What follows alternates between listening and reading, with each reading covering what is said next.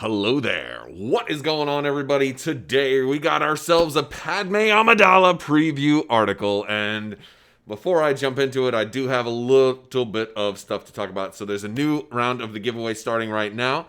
For a $25 Amazon gift card, you just have to be a subscriber and leave a comment on this or one of my videos. And if you haven't already noticed, I am wearing one of the new masks right now.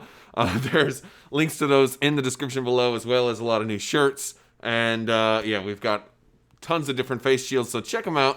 I'm going to pull this down so you can hear me a little bit clearer now, because we're going to talk about the article. Also, if you guys are looking to support the channel, in addition to merch, there's also Patreon, and you can follow me on social media and all kinds of other stuff down there as well. As well as check out Crabbok.com, where I've got stuff like the Legion AI system, free download for you there, as well as Armada AI system, all kinds of cool stuff.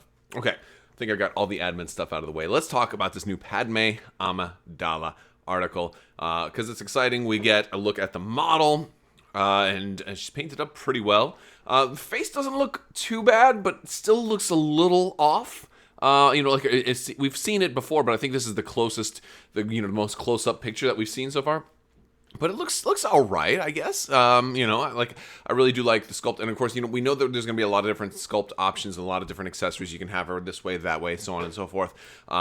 Of course, we've seen the box art already, but we need to talk about the unit card, because the unit card is, I think we've already talked about her a little bit when she was first kind of spoiled last year, but she's getting very, very close. She's going to be out in July, which is exciting, presumably with Cad Bane as well. As a matter of fact, I've heard reports that some people have her in hand already, but we'll have to see if that's absolutely true or not. I'm not 100% sure on that. All right, so 90 points. She's going to be the first, I would say first, biological operative for the Republic.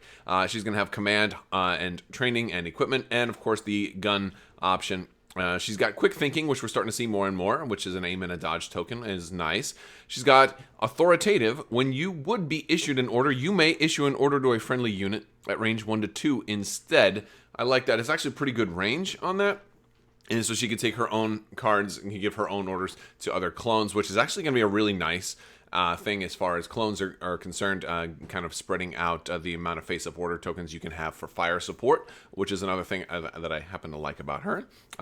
She has exemplar. Friendly units at range 1 to 2 and in line of sight can spend your green tokens. So quick thinking for her is especially good.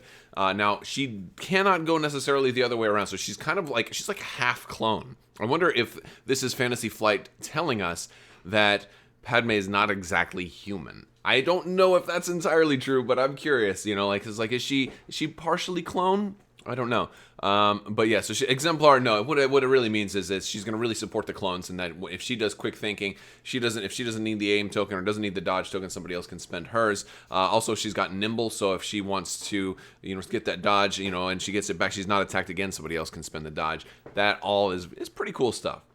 But it can't go the other way around. She can't spend clone tokens based on what she's got. She's got 3 black, which is actually not terribly bad for melee. It's like it's like she's stronger than a lot of other units. That it's a little surprising there. She's got 3 black for her ranged attack as well, which is only 1 to 2, but it does have Pierce 1. She only has Surge to hit, but it also has Surge to defense and movement 2, 3 health, or 6 health, 3 courage. White defense dice, so she might not live all that long. So there we go. Now, she's also going to come with that looted E5 blaster if you want to give her a range 3 option. A red die isn't bad with Pierce 1. It's not going to be the best damage, but it's going to be consistent. It's going to be something, and it's at least going to be suppression. It's not particular. I don't really view Padme as an attacking character, though, but it's a good option to have, I suppose. I'd rather have the option than not have the option. Also, what else is kind of cool about this is, if you look at the looted E5 blaster and with Pierce 1 and the red die and range 1 to 3, and the fact that she has Surge to hit, she might be actually a pretty good option for fire support, because she's giving your entire clone Z6 potential unit fire support and Pierce 1. And Surge to hit and Pierce 1. So that's kind of a cool way to look at this. We also have a couple of other cards. Now, these were actually spoiled by Notorious Scoundrels, and from the spread, they presumably do also come with Padme. Now, this is not part of today's actual article, but we know that we're also getting Ascension Cables, and these were spoiled just, I believe, yesterday. yesterday or the day before by Notorious Scoundrels. So yeah, but basically Ascension Cables is going to be that a pretty cheap equipment that's going to give you scale. Scale is one of those things. It's nice. Scale is one of those things that kind of depends on the type of terrain you're using. If you're using a lot of, area terrain and swampy ground and bushes and stuff, then scale might not be as crazy. I mean, it's cool because it still means you don't suffer the effects of a difficult terrain, but like the coolest part of scale for me is when you move up to a building, then get to clamber up for free, and then you get to move down and then clamber for free. Like Grievous is really, really fun when you can use him with the right types of terrain. Actually, we saw a really good use of scale in one of my recent battle reports. But Ascension Cables is gonna give you that. Now, I think this is a great upgrade because I don't think we're gonna need to use the scale ability that many times during an actual battle. So that's kind of that's exciting. It's an inexhaustible though, so you're gonna have to recover to be able to use it. But I see that being a possibility. It's gonna be really cool, especially if you combine it with other exhaustible things, so you can do that recover and hit two things at once. And here's the big one: Situational Awareness.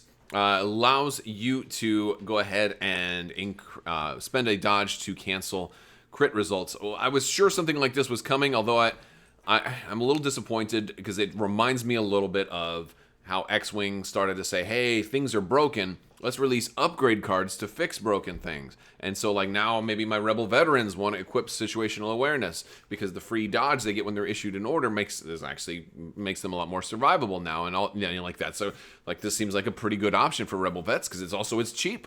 So you're keeping your core not super expensive but actually potentially survivable. It seems like a good idea, but like you have to buy, a new expansion. Now, I think this is going to come out in all the next waves expansions, so it's not just going to be with Padme. We're probably going to get this with Cad Bane. We're probably going to get this with, with all the new stuff. Probably with the Mandalorians that are coming out. Clan Ren is probably going to come with this as well. So, we're probably going to see this all across the board. So you probably won't have to buy across faction, but still, if you wanted 3 of these or something like that, or you're going to have to buy 3 Clan Rens, maybe it'll show up in the next upgrade card pack if they do another upgrade card pack. Important thing about this one, though, is if you want to put this on Tauntauns, it's going to cost you 6, because while it's equipped to a support unit, you increase the card's cost by 4, which I think Tauntauns are probably one of the best units for this. All right. And we got Padme's cards, her command cards here. Our fate is in your hands.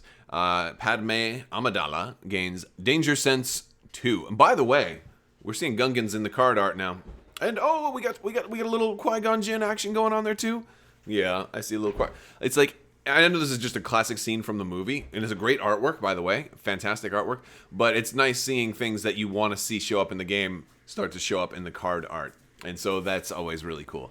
But Padme Amidala gains Danger Sense 2. Danger Sense, awesome ability, especially for somebody with white saves and defensive surge. Danger Sense is a very good idea.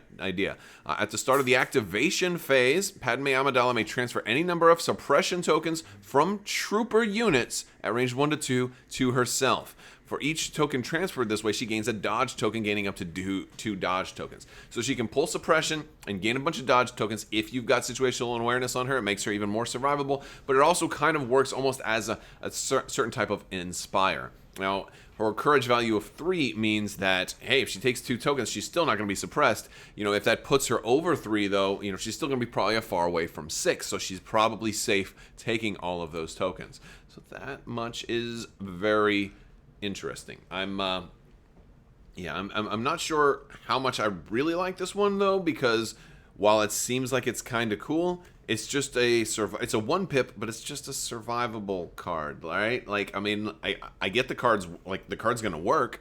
It's definitely gonna work, but usually 1 pips are have a little bit more wow factor, and this one's just like, okay, Padme is less likely to die this turn. I mean, and a little bit of inspire, kind of like removing a little suppression. Is it that good? I don't know. This is one I'm going to have to play with to see how valuable it is. It may be that if you're running her with secret mission, that this is like, hey, I just need a 1 pip to make sure she can get to safety and carry out the secret mission. This may be a lot more objective or victory point card rather than killing stuff point card. And that's probably the way to play this one. Our 2-point, aggressive negotiations. Oh, by the way, who wants a mounted Padme? All right, I want mounted commanders in this game, mounted operatives. I want mounted characters. And this is also a family-friendly channel, so if you were thinking anything else, shame on you. No, I definitely, like, I want all these creatures. Now, this isn't even one of the creatures from the Geonosis arena, right? So, like, I don't know. But yeah, so aggressive negotiations, Padme and 1 trooper. So while she is an operative, this is also, she's able to give out an order to a clone trooper or maybe an Anakin Skywalker. Maybe an Anakin Skywalker. By the way, that looks a little bit like episode 2 Anakin right there. I want episode 2 Anakin, but I don't know if we're going to get that. When Padme issues an order to a trooper unit, it may either perform a speed 1 move or gain an aim, dodge, or surge token. So it can do a move or gain a token. Now, this one is actually going to be really good with Rex, because then Rex gets a free aim because, when he moves, he gets a free aim. And so, like, that's a cool thing. But honestly, being able to do moves during the order phase is really, really cool, especially if you've got a Jedi who can now move into melee with somebody else and kind of shut plans down. We know that Leia does something like this, and I like to see a little bit of mother-daughter synergy here, because this reminds me of Leia's 2-pip, so that much is also really cool. And then we've got Diplomatic Cover. This is one we saw much earlier, and it is a permanent card. At the top, at least. If the card was divulged, she's going to gain Secret Mission, and if it was not, she gains Reliable 1 instead. Now, if you divulge this card, during the deploy unit step, she gains Infiltrate, and when she is deployed, she gains a Dodge token. This card must be selected during round 1. So if you want to divulge the card, this has to be your first card. She's going to start with Infiltrate, a lot like Darth Vader's 3-pip. And it's interesting, the synergy she has both with Leia and Vader. It's almost like she's connected to each of them somehow. But yeah, so like I think one of the biggest ways to play Padme right here is going to be to do that, include this 3-pip, also include the 1-pip. And if you're going to play her as an Infiltrate character, maybe you don't even really worry about the 2-pip as much, because maybe she won't be close enough to issue orders. Although if you're running her with R2-D2, all right, then maybe you do take that 2-pip, because he's a droid trooper, he can get a free move out of it, right? I think Padme using the 2-pip on R2-D2 is kind of a cool idea. But then again, if she's deploying with Infiltrate, then she's probably going to be too far away from R2-D2. But yeah, but the cool thing about this card is that it gives you options. You don't have to play it one way. You don't have to divulge it.